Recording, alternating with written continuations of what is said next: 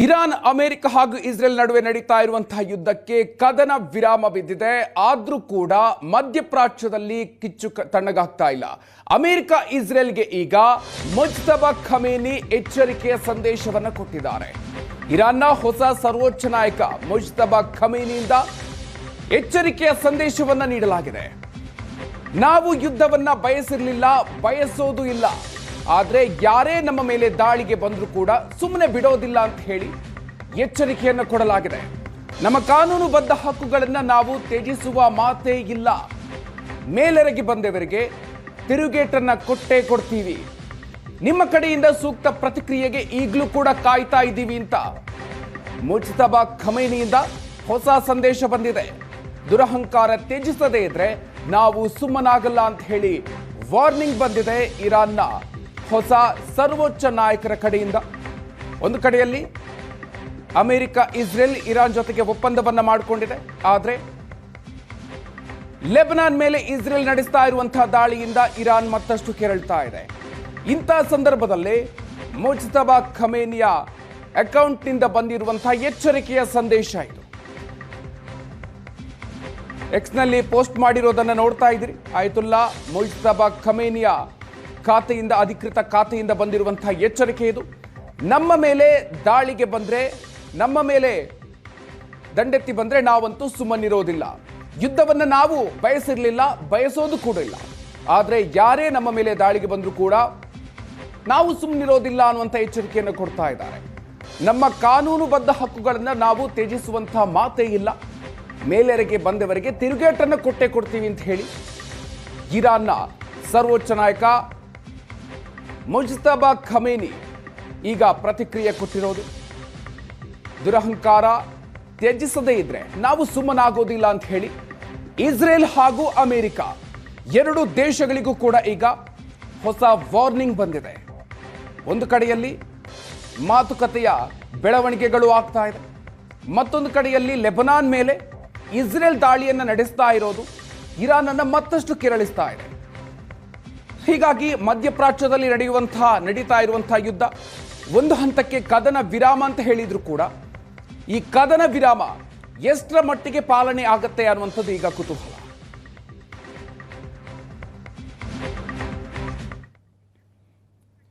ಇನ್ನು ಹೋರ್ಮುಜ್ ಕಾರಣಕ್ಕೆ ಅರ್ಧಕ್ಕೆ ಕೊನೆಗೊಳ್ಳುತ್ತಾ ಕದನ ವಿರಾಮ ಅನ್ನುವಂತಹ ಪ್ರಶ್ನೆ ಕೂಡ ಈಗ ಉದ್ಭವ ಆಗಿದೆ. ಲೆಬನಾನ್ ಮೇಲೆ ಇಸ್ರೇಲ್ ದಾಳಿಯನ್ನು ನಡೆಸ್ತಾ ಇದೆ. ಇದನ್ನ ಖಂಡಿಸಿ ಹೋರ್ಮುಜ್ ಬಂದ್ ಮಾಡೋದಕ್ಕೆ ನಿರ್ಧಾರ ತೆಗೆದುಕೊಳ್ಳಲಾಗಿದೆ. ಹೋರ್ಮುಜ್ನನ್ನೇ ತನ್ನ ಟ್ರಂಪ್ ಕಾರ್ಡ್ ಮಾಡಿಕೊಂಡಿರೋದು ಖಮೇನಿ. ಇಸ್ರೇಲ್ ನಡೆಗೆ ಮುಜ್ತಬಾ ಖಮೇನಿ ಖಡಕ್ ತಿರುಗೇಟನ್ನು ಕೊಟ್ಟಿದೆ. ಹೋರ್ಮುಜ್ ಮೇಲಿನ ದಾಳಿಯನ್ನ ನಿಲ್ಲಿಸೋದಕ್ಕೆ ಖಮೇನಿಯಿಂದ ಕರೆ ಬಂದಿದೆ. ಇಲ್ಲವಾದ್ರೆ ಹೋರ್ಮುಜ್ ನಿರ್ವಹಣೆ ಮತ್ತೊಂದು ಹಂತಕ್ಕೆ ಕೊಂಡೊಯ್ತೀವಿ. ಇಸ್ರೇಲ್ ಅಮೆರಿಕಕ್ಕೆ ಮುಜ್ತಬಾ ಖಮೇನಿ ನೇರ ಸಂದೇಶವನ್ನು ಕೊಟ್ಟಿರೋದು. ಒಂದು ಕಡೆಗೆ ಇರಾನ್ನ ನೂತನ ಸರ್ವೋಚ್ಚ ನಾಯಕನಾಗಿ ಮುಜ್ತಬಾ ಖಮೇನಿ ಆದ ನಂತರ ಇಲ್ಲಿಯವರೆಗೂ ಕೂಡ ಒಂದೇ ಒಂದು ವಿಡಿಯೋ ಸಂದೇಶ ಬಂದಿಲ್ಲ. ಆದರೆ ಸೋಷಿಯಲ್ ಮೀಡಿಯಾದಲ್ಲಿ ಆಗಾಗ ಒಂದೊಂದು ಪೋಸ್ಟ್ಗಳು ಬರ್ತಾ ಇದೆ. ಅವರ ಆರೋಗ್ಯ ಸ್ಥಿತಿಯ ಬಗ್ಗೆ ಇನ್ನೂ ಕೂಡ ಅನುಮಾನಗಳಿರುವಂತಹ ಸಂದರ್ಭದಲ್ಲೇ ಮತ್ತೊಂದು ಪೋಸ್ಟ್ ಬಂದಿರೋದು. ಇಸ್ರೇಲ್ ಅಮೆರಿಕಕ್ಕೆ ಮುಜ್ತಬಾ ಖಮೇನಿ ಅಕೌಂಟ್ನಿಂದ ಬಂದಿರುವಂತಹ ಮತ್ತೊಂದು ಸಂದೇಶ ಇದು. ಹೋರ್ಮುಜ್ ಹೆಸರಲ್ಲಿ ಈಗ ಅಮೆರಿಕ ಹಾಗೂ ಇಸ್ರೇಲ್ಗೆ ಬೆದರಿಕೆಯನ್ನು ಹಾಕಿದ್ದಾರೆ. ಯಾವುದೇ ಕಾರಣಕ್ಕೂ ಕೂಡ ಲೆಬನಾನ್ ಮೇಲೆ ದಾಳಿಯನ್ನು ಮಾಡಬಾರದು ಅನ್ನುವಂತಹ ವಿಚಾರವನ್ನು ಇಲ್ಲಿ ಪ್ರಸ್ತಾಪಿಸಿ ಈ ಸಂದೇಶ ಬಂದಿದೆ. ಹೋರ್ಮುಜ್ ಅನ್ನೇ ತನ್ನ ಟ್ರಂಪ್ ಕಾರ್ಡ್ ಮಾಡಿಕೊಂಡಿರೋದು ಇರಾನ್. ಇಲ್ಲಿ ಇಸ್ರೇಲ್ ನಡೆಗೆ ಮುಜ್ತಬಾ ಖಮೇನಿ ತೀವ್ರ ತಿರುಗೇಟನ್ನು ಕೊಟ್ಟಿರೋದು. ಹೋರ್ಮುಜ್ ಮೇಲಿನ ದಾಳಿಯನ್ನು ನಿಲ್ಲಿಸಬೇಕು ಅಂತ ಹೇಳಿ ಸಂದೇಶ ಬಂದಿದೆ. ಹೋರ್ಮುಜ್ ಇಟ್ಕೊಂಡು ಈಗ ಇರಾನ್ ಮತ್ತಷ್ಟು ತನ್ನ ನಡೆಯನ್ನು ತೀವ್ರಗೊಳಿಸುವಂತಹ ಸಾಧ್ಯತೆ ಇದೆ. ಹೋರ್ಮುಜ್ ನಿರ್ವಹಣೆ ಮತ್ತೊಂದು ಹಂತಕ್ಕೆ ಕೊಂಡೊಯ್ತೀವಿ ಅಂತ ಹೇಳಿ ಇಲ್ಲಿ ಸ್ಪಷ್ಟವಾಗಿ ಉಲ್ಲೇಖಿಸಲಾಗಿದೆ. ಹೋರ್ಮುಜ್ ಓಪನ್ ಮಾಡಬೇಕು ಅನ್ನುವಂಥ ಒಪ್ಪಂದವನ್ನ ಮುಂದಿಟ್ಕೊಂಡು ಕದನ ವಿರಾಮಕ್ಕೆ ನಿರ್ಧಾರವನ್ನ ಮಾಡಲಾಗಿತ್ತು. ಆದರೆ ಈಗ ಮತ್ತೆ ಅದನ್ನು ಕ್ಲೋಸ್ ಮಾಡ್ತೀವಿ, ಲೆಬನಾನ್ ಮೇಲೆ ದಾಳಿಯನ್ನ ನಿಲ್ಲಿಸದೇ ಇದ್ರೆ ಅನ್ನುವಂಥ ವಿಚಾರವನ್ನ ಉಲ್ಲೇಖಿಸಿ ಈ ಸಂದೇಶ ಬಂದಿದೆ. ಆಯತುಲ್ಲಾ ಮುಜ್ತಬಾ ಖಮೈನಿ ಅಕೌಂಟ್ನಿಂದ ಬಂದಿರುವಂತಹ ಸಂದೇಶ ಇದು.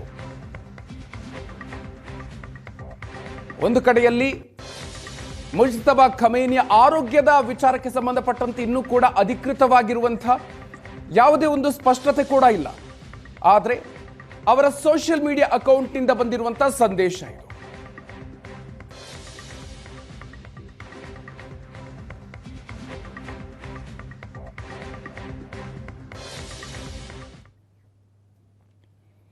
ಇನ್ನು ದ್ವಿಪಕ್ಷೀಯ ಕದನ ವಿರಾಮ ಆಗಿದೆ. ಆದರೆ ಅದಾದ ಬಳಿಕವೂ ಕೂಡ ತಣ್ಣಗಾಗಿಲ್ವ ಮಧ್ಯಪ್ರಾಚ್ಯ. 2 ವಾರಗಳ ಕದನ ವಿರಾಮ ಅಮೆರಿಕ ಹಾಗೂ ಇರಾನ್ ನಡುವೆ ಮಾತ್ರ. ಲೆಬನಾನ್ ಜೊತೆಗೆ ಯಾವುದೇ ಕದನ ವಿರಾಮ ಇಲ್ಲ ಅಂತ ಹೇಳಿ ಇಸ್ರೇಲ್ ಪ್ರಧಾನಿ ನೆತನ್ಯಾಹು ಹೇಳಿದ್ದಾರೆ. ನಿನ್ನೆ ಲೆಬನಾನ್ ಮೇಲೆ ಅತ್ಯಂತ ದೊಡ್ಡ ದಾಳಿಯನ್ನು ನಡೆಸಲಾಗಿದೆ. ಲೆಬನಾನ್ ಬಗ್ಗೆ ಇಸ್ರೇಲ್ ಪ್ರಧಾನಿ ಬೆಂಜಮಿನ್ ನೆತನ್ಯಾಹು ಸ್ಪಷ್ಟನೆಯನ್ನು ಕೊಟ್ಟಿದ್ದಾರೆ. ಜೊತೆಗೆ ಈ ಸಂದರ್ಭದಲ್ಲಿ ಇಸ್ರೇಲ್ ಜನತೆಗೆ ಧನ್ಯವಾದದ ಜೊತೆಗೆ ಯುದ್ಧದ ಬಗ್ಗೆ ಸ್ಪಷ್ಟನೆಯನ್ನು ಕೊಟ್ಟಿದ್ದಾರೆ ನೆತನ್ಯಾಹು. ಲೆಬನಾನ್ ಮತ್ತು ಹೆಜ್ಬುಲ್ಲಾ ಮೇಲೆ ನಮ್ಮ ದಾಳಿ ನಿರಂತರವಾಗಿದೆ ಈ ಸಂದೇಶ ನೀಡಿದ್ದಾರೆ. ಈ ಯುದ್ಧ ಅಂತ್ಯವಾಗಬೇಕು ಅಂದ್ರೆ ನಮಗೆ 2 ಗುರಿಗಳಿವೆ. ಮೊದಲನೇ ಗುರಿ ಹೆಜ್ಬುಲ್ಲಾವನ್ನ ನಿಶಸ್ತ್ರಗೊಳಿಸೋದು. 2ನೇ ಗುರಿ ಇಸ್ರೇಲ್ ಮತ್ತು ಲೆಬನಾನ್ ನಡುವೆ ಐತಿಹಾಸಿಕ ಶಾಂತಿ ಒಪ್ಪಂದ ಆಗುವುದು. ನಿಮ್ಮ ಭದ್ರತೆಯನ್ನ ಪುನರ್ ನಿರ್ಮಾಣ ಮಾಡೋವರೆಗೂ ಈ ಯುದ್ಧ ನಿಲ್ಲೋದಿಲ್ಲ. ಇಸ್ರೇಲ್ ಎಂದಿಗಿಂತಲೂ ಶಕ್ತಿಶಾಲಿ, ಇರಾನ್ ಎಂದಿಗಿಂತಲೂ ದುರ್ಬಲ ಅನ್ನುವಂಥ ಸಂದೇಶವನ್ನು ಕೊಟ್ಟಿದ್ದಾರೆ. ನಮ್ಮ ನಿರ್ಧಾರದ ಜೊತೆಗೆ ಶಕ್ತಿಯಾಗಿ ನಿಂತಿದ್ದಕ್ಕೆ ಇಸ್ರೇಲ್ ಜನತೆಗೆ ಧನ್ಯವಾದ ಅಂತ ಹೇಳಿ ಇಸ್ರೇಲ್ ಪ್ರಧಾನಿ ಬೆಂಜಮಿನ್ ನೆತನ್ಯಾಹು ವಿಡಿಯೋ ಸಂದೇಶದಲ್ಲಿ ಹೇಳಿದ್ದಾರೆ. ಇನ್ನು ಮಧ್ಯಸ್ಥಿಕೆ ಹೆಸರಲ್ಲಿ ಇರಾನ್ಗೆ ಪಾಕಿಸ್ತಾನ ದ್ರೋಹ ಬಗೆಯಿತ ಅನ್ನುವಂತಹ ಪ್ರಶ್ನೆ. ಮಾತಿಗಷ್ಟೇ ಕದನ ವಿರಾಮ, ಆದರೆ ದಾಳಿ ಇನ್ನೂ ಕೂಡ ನಿಂತಿಲ್ಲ. ಹೋರ್ಮುಜ್ ತೆರೆದಿಲ್ಲ. ಇವತ್ತು ಇಸ್ಲಾಮಾಬಾದ್ನಲ್ಲಿ ನಡಿಬೇಕೇ ಇದ್ದಂತಹ ಸಭೆಯೂ ಕೂಡ ಈಗ ಅನುಮಾನ ಉಂಟು ಮಾಡಿದೆ. ಸಭೆ ನಡೆಯುತ್ತಾ ಇಲ್ವಾ ಅನ್ನುವಂತಹ ಪ್ರಶ್ನೆ. ಯಾಕಂತಂದ್ರೆ ಇರಾನ್ ಅದರಲ್ಲಿ ಭಾಗಿಯಾಗೋದೇ ಪ್ರಶ್ನೆ ಆಗಿದೆ, ಅನುಮಾನ ಆಗಿದೆ. ಏಪ್ರಿಲ್ 10ನೇ ತಾರೀಕು ಪಾಕ್ ಮಧ್ಯಸ್ಥಿಕೆಯಲ್ಲಿ ಸಭೆ ಅಂತ ಹೇಳಿ ಇರಾನ್ ಅಮೆರಿಕ ಹೇಳ್ಕೊಂಡಿತ್ತು. ಕದನ ವಿರಾಮ ಘೋಷಣೆಯ ದಿನ ಏಪ್ರಿಲ್ 10ರಂದು ಮಹತ್ವದ ನಿರ್ಧಾರ ಅಂತ ಹೇಳಲಾಗಿತ್ತು. ಸಂಘರ್ಷಕ್ಕೆ ಅಂತ್ಯ ಹಾಡುವ ವಿಚಾರಕ್ಕೆ ಸಂಬಂಧಪಟ್ಟಂತೆ ಚರ್ಚೆಯನ್ನ ನಡೆಸುವಂತ ಉದ್ದೇಶವಿತ್ತು. ಆದರೆ ಈಗ ಪಾಕಿಸ್ತಾನದ ಸಂಧಾನ ಸಭೆಯನ್ನ ಇರಾನ್ನ IRGC ತಿರಸ್ಕರಿಸಿದೆ. ಅಮೆರಿಕಕ್ಕೆ ಇರಾನ್ ನೀಡಿದಂತಹ ಪ್ರಸ್ತಾವನೆಯಲ್ಲಿ ಗೋಲ್ಮಾಲ್ ಮಾಡಿದ ಪಾಕಿಸ್ತಾನ ತಾನು ಕೊಟ್ಟಿರುವಂತಹ ಪ್ರಸ್ತಾವನೆಯನ್ನ ಬಿಟ್ಟು ಬೇರೊಂದು ಪ್ರಸ್ತಾವನೆಯನ್ನ ಪಾಕಿಸ್ತಾನ ಕೊಡ್ತಾ ಅಮೆರಿಕಕ್ಕೆ. ಈ ಆರೋಪವನ್ನ ಇರಾನ್ ಮಾಡ್ತಾ ಇದೆ. ಈಗ ನಾವು ಕೊಟ್ಟಿದ್ದ ಪ್ರಸ್ತಾವನೆಯನ್ನ ಅಮೆರಿಕಕ್ಕೆ ಕೊಟ್ಟಿಲ್ಲ, ಪಾಕಿಸ್ತಾನ ಕೊಟ್ಟಿಲ್ಲ. ಇದು ಇರಾನ್ ಮಾಡ್ತಾ ಇರುವಂತಹ ಆರೋಪ. ಇರಾನ್ ನೀಡಿದಂತಹ ಕದನ ವಿರಾಮ ಪ್ರಸ್ತಾವನೆಯಲ್ಲಿ ಲೆಬನಾನ್ ಕೂಡ ಇತ್ತು ಅಂತ ಹೇಳ್ಕೊಂಡು ಇರಾನ್ ಹೇಳ್ತಾ ಇದೆ. ಆದರೆ ಕದನ ವಿರಾಮ ಘೋಷಣೆಯಾದ ಬಳಿಕವೂ ಕೂಡ ಇರಾನ್ ಮೇಲೆ ದಾಳಿ ಕಂಟಿನ್ಯೂ ಆಗಿದೆ. ಇಸ್ರೇಲ್ ಕೂಡ ಕದನ ವಿರಾಮದಲ್ಲಿ ಲೆಬನಾನ್ ಉಲ್ಲೇಖಿಸಿಲ್ಲ ಅಂತ ಹೇಳಿದೆ. ಸೊ ಈಗ ಪಾಕಿಸ್ತಾನ ಇಲ್ಲಿ ಆಟ ಆಡಿದ್ಯಾ ಅನ್ನುವಂತಹ ಪ್ರಶ್ನೆ ಉದ್ಭವ ಆಗಿದೆ. ಇರಾನ್ ಕಳಿಸಿರುವಂತಹ ಪ್ರಸ್ತಾವನೆಯನ್ನ ಬಿಟ್ಟು ಅದರಲ್ಲಿ ಲೆಬನಾನ್ನ ವಿಚಾರವನ್ನ ಕೈಬಿಟ್ಟು ಬೇರೊಂದು ಪ್ರಸ್ತಾವನೆಯನ್ನ ಹಾಗಾದ್ರೆ ಅಮೆರಿಕ ಇಸ್ರೇಲ್ಗೆ ಕಳಿಸಿಕೊಟ್ಟಿತ ಅನ್ನುವಂತಹ ಅನುಮಾನಗಳು ಈಗ ವ್ಯಕ್ತವಾಗ್ತಾ ಇದೆ. ಇದರಿಂದ ಈಗ ಇರಾನ್ ಅಸಮಾಧಾನಗೊಂಡಿದೆ. ಅದರ ಜೊತೆಗೆ ಇವತ್ತು ನಡಿಬೇಕಾಗಿದ್ದಂತಹ ಶಾಂತಿ ಸಭೆಯಲ್ಲೂ ಕೂಡ ಅದು ಆಗದೇ ಇರೋದಕ್ಕೆ ನಿರ್ಧಾರವನ್ನ ಮಾಡಿದೆ. IRGC ಈ ಬಗ್ಗೆ ಸ್ಪಷ್ಟವಾಗಿ ಹೇಳ್ತಾ ಇದೆ. ಕದನ ವಿರಾಮ ಘೋಷಣೆಯಾದ ಬಳಿಕವೂ ಕೂಡ ಲೆಬನಾನ್ ಮೇಲೆ ದಾಳಿ ಕಂಟಿನ್ಯೂ ಆಗ್ತಾ ಇರೋದು ಇರಾನ್ ಅನ್ನ ಮತ್ತಷ್ಟು ಕೆರಳಿಸ್ತಾ ಇದೆ.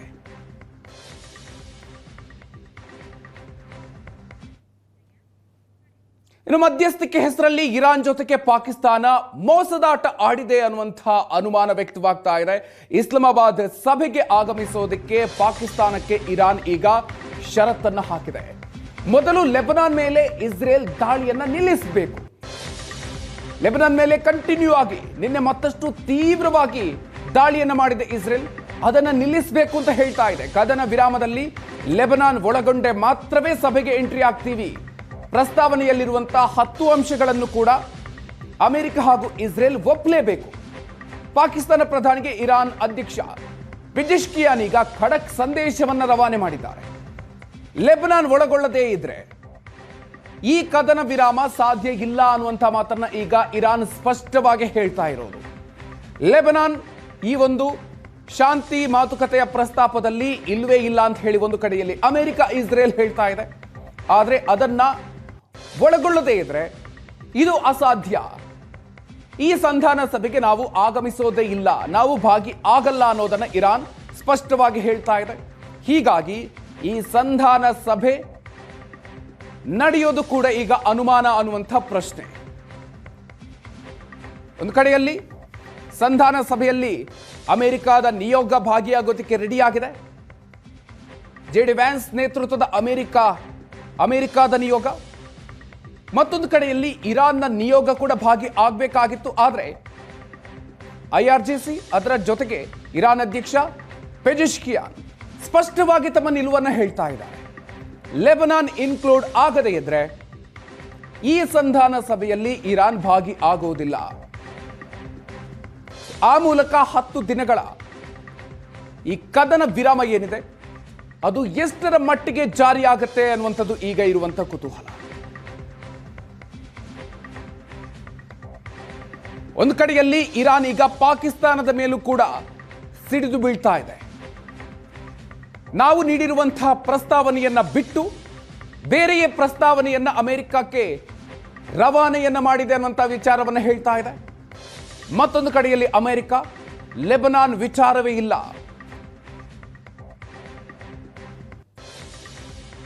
ಪ್ರಸ್ತಾವನೆಗಳು ಏನೇ ಇದ್ರೂ ಕೂಡ ಇರಾನ್ ಹಾಗೂ ಅಮೆರಿಕ ಇಸ್ರೇಲ್ ಮಧ್ಯೆ ಮಾತ್ರವೇ ಇರೋದು. ಅದರಲ್ಲಿ ಇರಾನ್ ಲೆಬನಾನ್ ಇನ್ಕ್ಲೂಡ್ ಆಗಿಲ್ಲ ಅನ್ನುವಂಥ ವಿಚಾರವನ್ನ ಇಸ್ರೇಲ್ ಕೂಡ ಹೇಳ್ತಾ ಇದೆ, ಅಮೆರಿಕ ಕೂಡ ಹೇಳ್ತಾ ಇದೆ. ಇಸ್ರೇಲ್ ಲೆಬನಾನ್ ಮೇಲೆ ಅತ್ಯಂತ ಭೀಕರವಾಗಿ ತನ್ನ ದಾಳಿಯನ್ನ ಕಂಟಿನ್ಯೂ ಮಾಡ್ತಾ ಇದೆ. ನಿನ್ನೆ ನಡೆಸಿರುವಂತಹ ದಾಳಿಯಲ್ಲಿ ಇಸ್ರೇಲ್ ಲೆಬನಾನ್ ಮೇಲೆ ನಡೆಸಿರುವಂತಹ ದಾಳಿಯಲ್ಲಿ 200ಕ್ಕೂ ಅಧಿಕ ಜನರು ಪ್ರಾಣವನ್ನು ಕಳ್ಕೊಂಡಿದ್ದಾರೆ. ತನ್ನ ದಾಳಿಯನ್ನ ಇಸ್ರೇಲ್ ಲೆಬನಾನ್ ಮೇಲೆ ತೀವ್ರಗೊಳಿಸ್ತಾ ಇದೆ.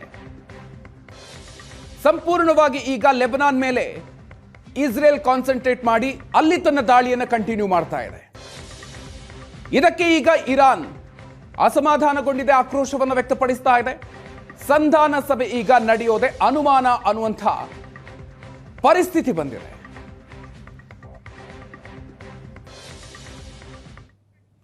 ಇನ್ನು ಇರಾನ್ ಮೇಲೆ ಬೇಸರವನ್ನ ಅಮೆರಿಕ ಅಧ್ಯಕ್ಷ ಡೊನಾಲ್ಡ್ ಟ್ರಂಪ್ ವ್ಯಕ್ತಪಡಿಸಿದ್ದಾರೆ. ತೈಲ ಟ್ಯಾಂಕರ್ಗಳ ರವಾನೆಗೆ ಇರಾನ್ ಇಂತಿಷ್ಟು ಹಣವನ್ನ ಪಡಿತಾ ಇದೆ ಅನ್ನುವಂಥ ಆರೋಪ ವ್ಯಕ್ತವಾಗ್ತಾ ಇದೆ. ಹೋರ್ಮುಜ್ ಜಲಸಂಧಿಯಿಂದ ತೈಲ ಟ್ಯಾಂಕರ್ಗಳ ರವಾನೆಗೆ ಹಣ ವಸೂಲಿ ಮಾಡಲಾಗ್ತಾ ಇದೆ ಅನ್ನುವಂಥ ವಿಚಾರಕ್ಕೆ ಸಂಬಂಧಪಟ್ಟಂತೆ ಅಮೆರಿಕ ಅಧ್ಯಕ್ಷ ಡೊನಾಲ್ಡ್ ಟ್ರಂಪ್ ಈಗ ಅಸಮಾಧಾನ ವ್ಯಕ್ತಪಡಿಸಿದ್ದಾರೆ. ಇರಾನ್ ಹಣ ವಸೂಲಿ ವಿಚಾರ ಕೇವಲ ಆರೋಪ ಆಗಿದ್ರೆ ಒಳ್ಳೆಯದು, ಒಂದು ವೇಳೆ ನಿಜವಾಗಿಯೂ ಹಣ ವಸೂಲಿ ಮಾಡ್ತಾ ಇದ್ರೆ ಕೂಡಲೇ ನಿಲ್ಲಿಸಿ. ಇರಾನ್ಗೆ ಅಮೆರಿಕ ಅಧ್ಯಕ್ಷ ಡೊನಾಲ್ಡ್ ಟ್ರಂಪ್ ಈಗ ಎಚ್ಚರಿಕೆಯನ್ನ ಕೊಟ್ಟಿರೋದು.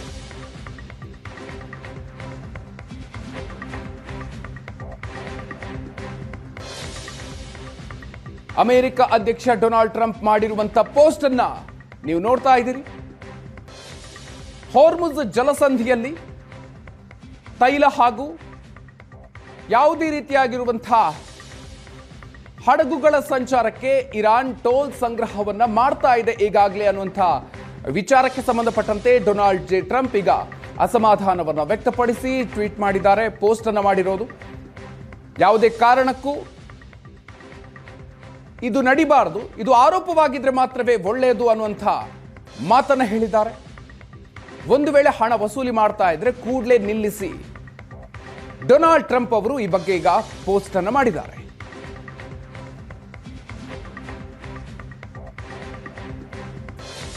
ಹೋರ್ಮುಜ್ ಜಲಸಂಧಿಯಲ್ಲಿ ಹಡಗುಗಳ ಸಂಚಾರಕ್ಕೆ ಮುಕ್ತ ಅವಕಾಶವನ್ನ ನೀಡಬೇಕು ಅನ್ನುವಂಥ ಒಪ್ಪಂದವನ್ನ ಮಾಡಿಕೊಂಡ ನಂತರ ಕದನ ವಿರಾಮಕ್ಕೆ ನಿರ್ಧಾರ ಮಾಡಲಾಗಿತ್ತು. ಆದರೆ ಇಲ್ಲೂ ಕೂಡ ಇರಾನ್ ತನ್ನ ಆಟವನ್ನು ಆಡ್ತಾ ಇದೆ. ಅದರ ಜೊತೆಗೆ ಹಡಗುಗಳಿಂದ ಟೋಲ್ ಸಂಗ್ರಹವನ್ನ ಮಾಡ್ತಾ ಇದೆ ಅನ್ನುವಂತಹ ವಿಚಾರಕ್ಕೆ ಸಂಬಂಧಪಟ್ಟಂತೆ ಈಗ ಪ್ರಶ್ನೆಗಳು ಎದ್ದಿದೆ. ಸೊ ಹೀಗಾಗಿ ಈ ವಿಚಾರವಾಗಿ ಕೂಡ ಡೊನಾಲ್ಡ್ ಟ್ರಂಪ್ ವಾರ್ನಿಂಗ್ ಕೊಟ್ಟಿದ್ದಾರೆ.